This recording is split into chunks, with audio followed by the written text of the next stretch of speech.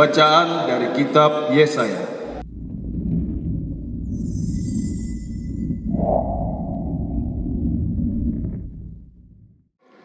Bangsa yang berjalan di dalam kegelapan telah melihat terang yang besar. Terang yang bersinar atas mereka yang diam di negeri kekelaman. Engkau, ya Tuhan, telah banyak menimbulkan sorak-sorai dan sukacita yang besar.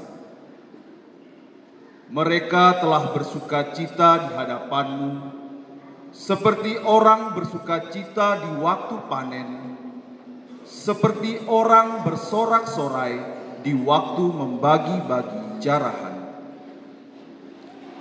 Sebab kuk yang menekan bangsa itu, dan gandar yang di atas bahunya, serta tongkat si penindas, telah Kau patahkan seperti pada hari kekalahan Midian.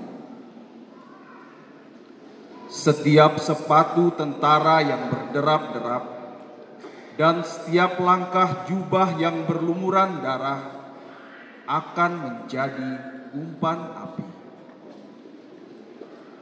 Sebab seorang anak telah lahir bagi kita, seorang putra dianugerahkan kepada kita. Lambang pemerintahan ada di atas bahunya, dan orang menyebut Dia Penasehat Ajaib, Allah yang perkasa, Bapa yang kekal, Raja damai. Besarlah kekuasaannya, dan damai sejahtera tidak akan berkesudahan di atas tahta Daud dan di dalam kerajaannya, karena Ia mendasarkan dan mengokohkan kerajaannya itu dengan keadilan dan kebenaran dari sekarang sampai selama-lamanya. Kecemburuan Tuhan semesta alam akan melakukan hal ini.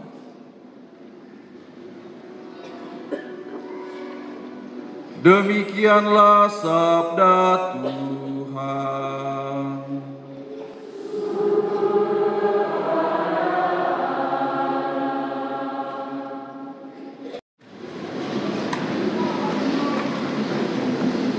Bacaan dari surat Rasul Paulus kepada Titus. Saudaraku terkasih, sudah nyatalah kasih karunia Allah yang menyelamatkan semua manusia.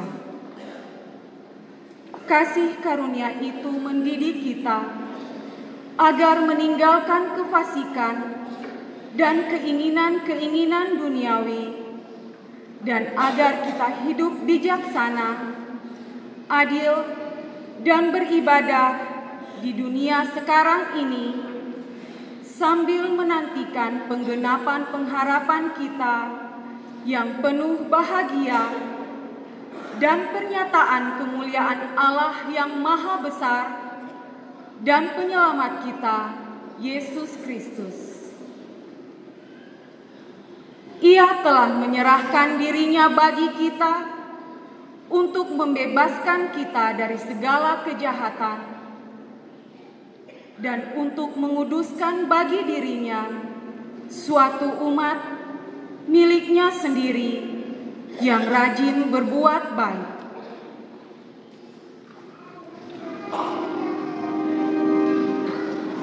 Demikianlah sabda Tuhan.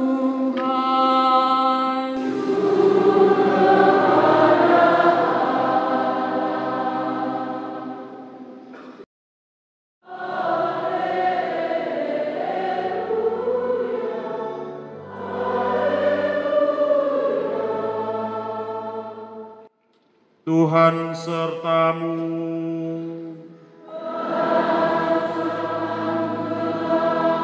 Inilah Injil Yesus Kristus menurut Lukas.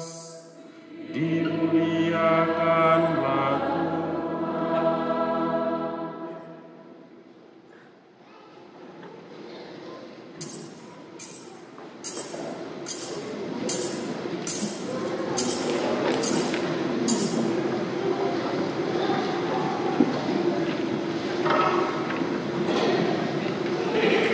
Pada waktu itu, Kaisar Agustus mengeluarkan suatu perintah, menyuruh mendaftarkan semua orang di seluruh dunia.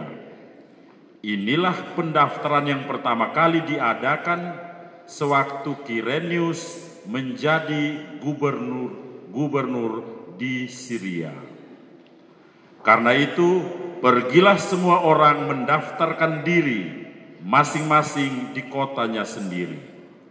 Demikian juga Yusuf pergi dari kota Nazaret di Galilea ke Yudea, ke kota Daud yang bernama Betlehem, karena ia berasal dari keluarga dan keturunan Daud, supaya didaftarkan bersama-sama dengan Maria tunangannya yang sedang mengandung. Ketika mereka berada di Betlehem, tibalah waktunya bagi Maria untuk bersalin. Dan ia melahirkan seorang anak laki-laki, anaknya yang sulung. Lalu dibungkusnya anak itu dengan kain lampin dan dibaringkannya di dalam palungan, karena tidak ada tempat bagi mereka di rumah penginapan. Di daerah itu ada gembala-gembala yang tinggal di padang, menjaga kawanan ternak mereka pada waktu malam. Lalu berdirilah seorang malaikat Tuhan di dekat mereka, dan kemuliaan Tuhan bersinar meliputi mereka, sehingga mereka sangat ketakutan. Kata malaikat itu kepada mereka, "Jangan takut, sebab sesungguhnya aku memberitakan kepadamu kesukaan besar untuk seluruh bangsa. Hari ini telah lahir bagimu juru selamat, yaitu Kristus Tuhan di kota Daud. Inilah tandanya bagimu, kamu akan menjumpai seorang bayi dibungkus dengan kain lampin dan terbaring di dalam palungan."